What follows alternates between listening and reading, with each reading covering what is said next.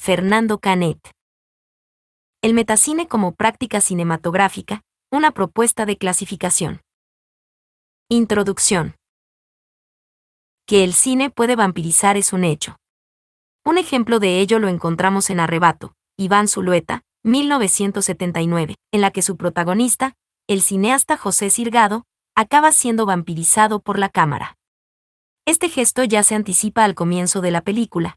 Tras la secuencia de títulos de crédito, Sirgado y su montador debaten sobre cómo debería finalizar su película. La moviola muestra a una vampiresa saliendo de su ataúd.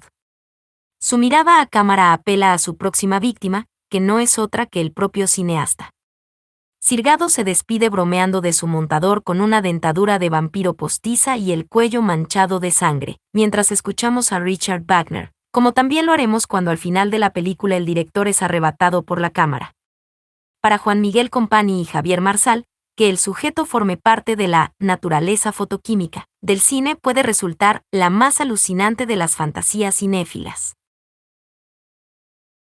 Arrebato es una de esas películas que han sabido retratar cuán adictivo puede resultar el cine para aquellos cineastas cinéfilos que, como dice Martin Scorsese, consideran su medio de expresión, más que una pasión, una obsesión. No es baladí que este cineasta americano con raíces italianas comience su particular viaje a través del cine americano con una cita de Frank Capra en la que compara el cine con la heroína. También lo hace Zulueta en Arrebato, ya que Sirgado no solo está enganchado al cine, sino también a ese derivado de la morfina. Por la sangre del cineasta español Lorenzo Llobet Gracia también fluía el cine. En su única película, titulada Vida en Sombras, 1948, su alter ego en la ficción, Carlos Durán, nace con el cine, se forma como cinéfilo y acaba siendo cineasta. Camino que siguen la mayoría de los cineastas cinéfilos que, más que considerar el cine como un oficio, lo perciben como una forma de vida, y lo demuestran a través del estudio constante de su medio de expresión. Precisamente, estudiar cómo estos cineastas piensan el cine haciendo cine es la raison d'être de este artículo. El metacine es el ejercicio cinematográfico que permite al cineasta reflexionar sobre su medio de expresión, a través de su práctica, en el que el cine se mira al espejo con la pretensión de conocerse mejor. Esta práctica no es exclusiva del cine, otras artes, como la pintura y, principalmente, la literatura, ya lo habían practicado con anterioridad. Brian Ott y Cameron Walter, en un contexto literario, lo definen como un modo de escribir que, de forma deliberada, dirige la atención hacia su naturaleza ficcional a través de la reflexión sobre su propia actividad. De hecho, muchos de los referentes de esta práctica proceden principalmente de la literatura, así como otros términos, como metalenguaje, metadiscurso o metaficción, han ido apareciendo para ir definiendo las prácticas meta en este medio. Todas las definiciones llevadas a cabo a este respecto pueden extrapolarse al ámbito cinematográfico. Ejemplo de ello es la definición que Patricia Waugh, 1988, 6, propone para metaficción. El común denominador de esta práctica es cómo se crea ficción al tiempo que se hacen declaraciones sobre la creación de esa ficción. Waugh, además de esta definición, nos propone una idea que puede resultar reveladora, y es el hecho de que son dos los procesos que conviven en este quehacer, por un lado, la creación, y por otro, la crítica. Aunque parezca que el metacine haya nacido con la posmodernidad cinematográfica, más bien se trata de una tendencia que ha recorrido la historia del cine. Viene practicándose desde sus orígenes, posiblemente debido, como acabamos de ver, a la influencia ejercida principalmente por el medio literario. Ahora bien, lo cierto es que con la posmodernidad ha alcanzado mayor popularidad, hasta tal punto que podemos afirmar que la práctica metacinematográfica es uno de los síntomas de la misma. Precisamente, para Gilles Lipovetsky y Jan Zerovi, la autorreferencia es el tercer proceso que define la imagen hipermoderna, así como para Manfred Pfister, el texto posmoderno ideal es, pues, un metatexto, o sea, un texto sobre textos o sobre la textualidad, un texto autorreflexivo y autorreferencial. No obstante, no podemos olvidar que antes de la posmodernidad llegó la modernidad, y con ella una postura abiertamente crítica sobre lo que significaba e implicaba cierta práctica cinematográfica, aquella que resultaba excesivamente industrializada y amanerada. Sus críticas sobre el papel se trasladaron a la pantalla con el objeto de refutar esos excesos, proponer algo distinto y defender la política de autor frente a la estandarización. De hecho, un recorrido por la historia del cine nos desvela que el metacine ha sido practicado de forma muy variada en el tiempo. Esta cualidad nos obliga, si queremos desentrañar su complejidad, a plantear una clasificación de las diferentes estrategias que se han propuesto en el pasado y cómo éstas se siguen llevando a cabo en el cine del presente. Dicho de otro modo, el objetivo de este artículo es justificar una tipología de las diferentes formas de abordar la práctica metacinematográfica y estudiar cómo son actualizadas en la contemporaneidad cinematográfica. Para llevar a cabo tal propósito, partimos de la propuesta que Jack Gerstenkorn hizo en 1987, actualizada en 2008 por Jean-Marc Limoges. En ella, se propone que el metacine se puede dividir en dos categorías genéricas que describen las dos prácticas básicas, que lo definen, esto es, la reflexividad cinematográfica y la reflexividad fílmica, Gerstenkorn, 1987, 7-8. Mientras la primera se centra en los procesos y mecanismos de creación y recepción cinematográficos, la segunda dirige su mirada hacia la herencia fílmica. Aunque lo más frecuente es que un autor opte por una u otra, se puede dar el caso en el que se desplieguen ambas formas en una misma película. De hecho, dos ejemplos muy tempranos ilustran a la perfección esta combinación. Por un lado, la película que Robert W. Paul dirigió en 1901 con el título de Countrymen and the Cinematograph, y por otro, la de Edwin S. Porter de 1902 Uncle Joe's at the Moving Picture Show. En cuanto a la reflexividad cinematográfica, en ambas películas el centro de interés se dirige concretamente al proceso de recepción. Aspecto este que no sorprende lo más mínimo, ya que en aquella época lo más llamativo era precisamente cómo el espectador reaccionaba ante el nuevo medio. Así, las dos tienen en común que un espectador maravillado por lo que está viendo abandona su sitio y pasa a acercarse a la pantalla cinematográfica, lo que permite que en un mismo encuadre se pueda ver simultáneamente la proyección y sus reacciones. Es significativo que en ambas películas una de las escenas vista por ese respectivo espectador espontáneo sea la recreación de la llegada de un tren a la estación de la Ciutat, el arrivée de un tren a la Ciutat, Lumière, 1896, cuya reacción en el público de la época la convirtió, pocos años después, en referente de ambos ejercicios de reflexividad. Es esta referencialidad a una película precedente lo que hace que estas dos películas primitivas sean a su vez sendos ejemplos de la segunda práctica de la tipología propuesta, la reflexividad fílmica. Reflexividad cinematográfica. Además del proceso de recepción, el de filmación también interesó en los albores del cinematógrafo.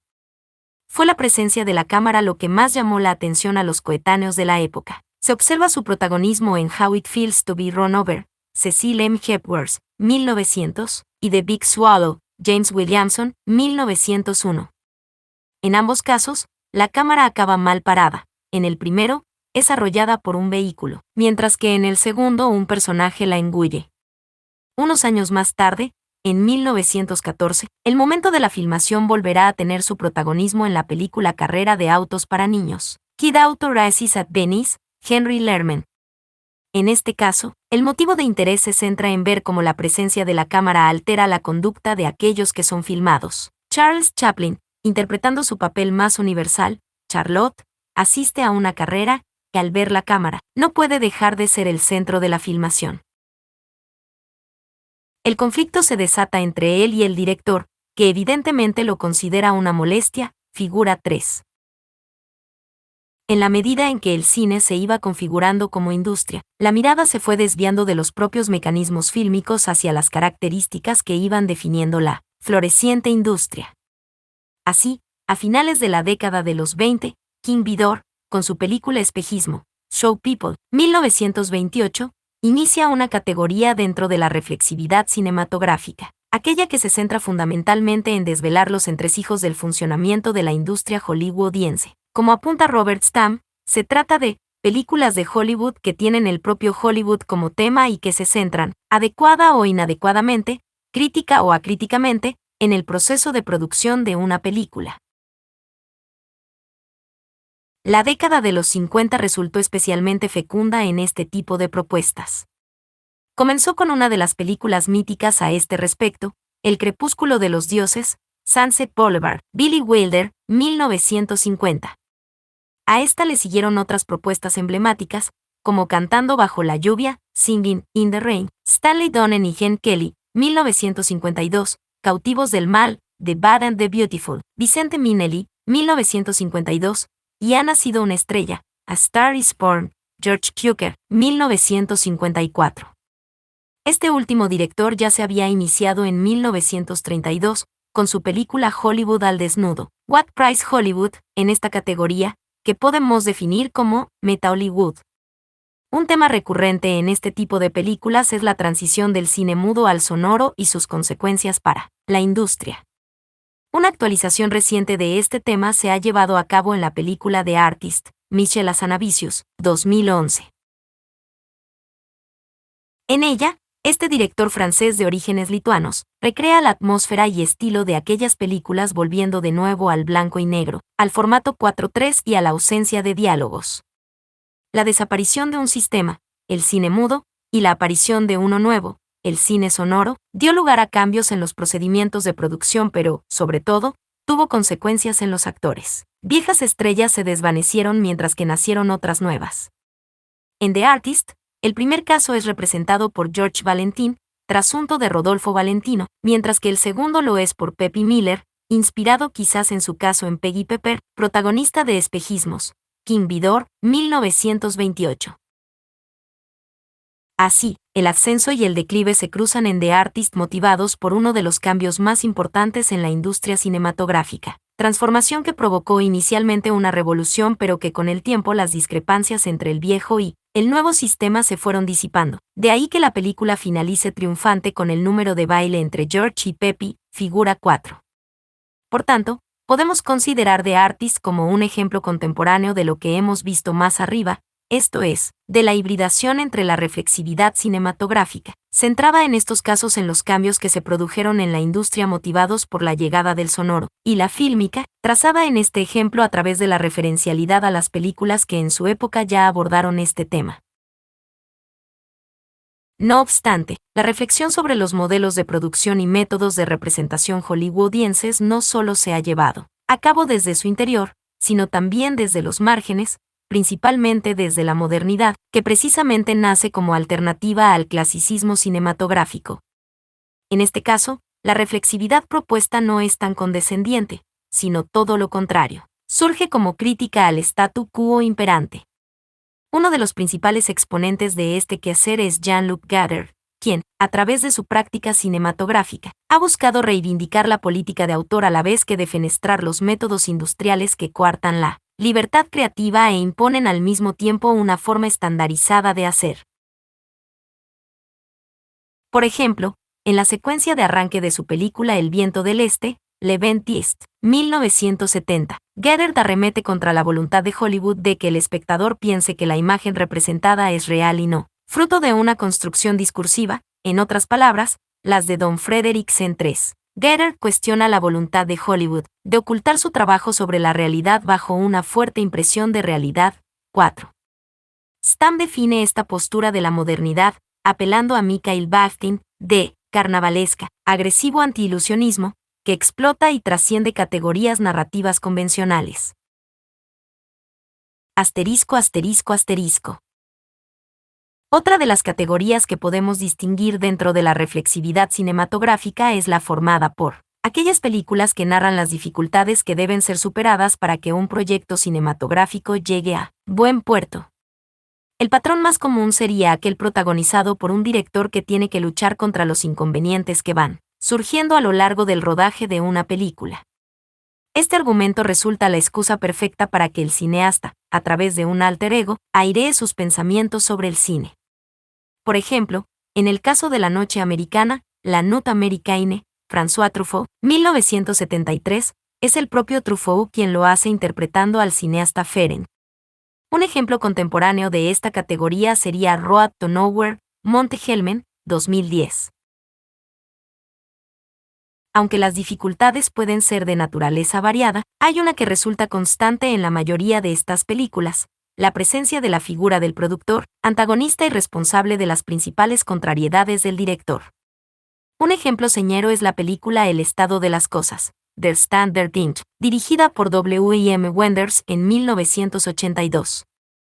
Su protagonista, un director alemán, Friedrich Monroe, tiene que parar el rodaje de la película que está filmando, Los sobrevivientes, The Survivors, su versión de la película de terror y ciencia ficción El día del fin del mundo, Day the World Ended, Robert Corman, 1955, para viajar a Estados Unidos en busca del productor con la intención de que siga financiando la película. Este, inmerso en problemas, no lo hará y, además, se lamentará de haber financiado en parte una película en blanco y negro sin ninguna posibilidad de salida comercial. La conversación entre ambos finaliza con el productor haciendo apología de Hollywood. En definitiva, ambos representan dos formas completamente opuestas de concebir el cine. Por un lado, la del productor que defiende el engranaje industrial apostando por encima de cualquier cosa por la rentabilidad del proyecto y, por otro, la del director que ambiciona la libertad creativa y antepone a todo la calidad de su película. Como podemos ver, la dificultad de sacar adelante proyectos arriesgados, más allá de las fórmulas estandarizadas, es otra de las constantes que definen este tipo de propuestas.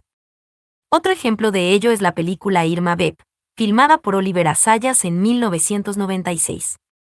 En su caso, el proyecto, inviable desde el punto de vista comercial, es el remake de Los vampiros, Les Vampires, un serial mudo francés de culto filmado en 1915 por el realizador Louis Feuillade.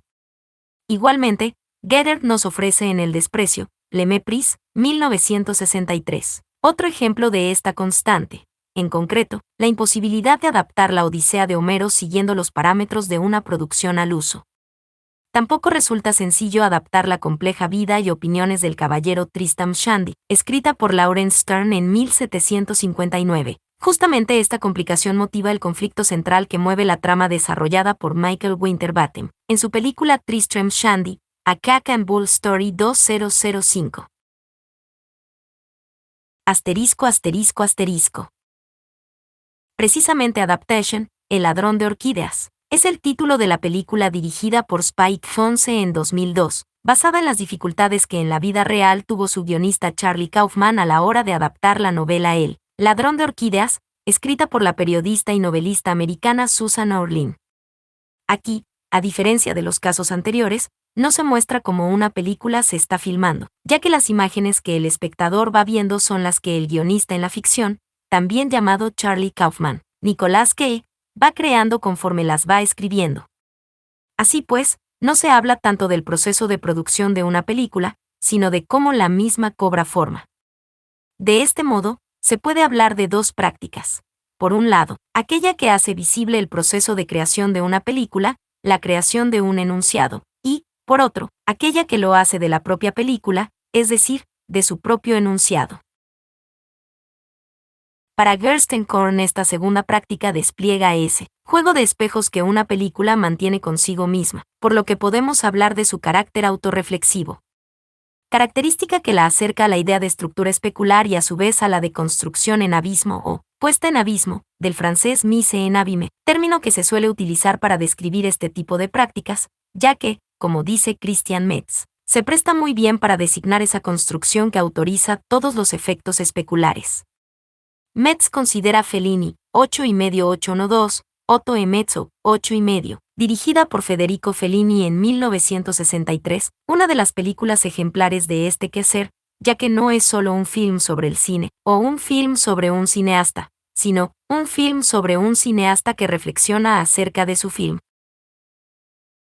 Y, al hacerlo, Fellini no solo aborda los requerimientos procedentes del exterior, las exigencias de los productores o las presiones de la crítica, sino también las que emanan del interior del cineasta, en este caso, las dudas creativas o el miedo al fracaso, que se convierten en su peor enemigo, hasta tal punto que incluso pueden llegar a paralizar su actividad creadora.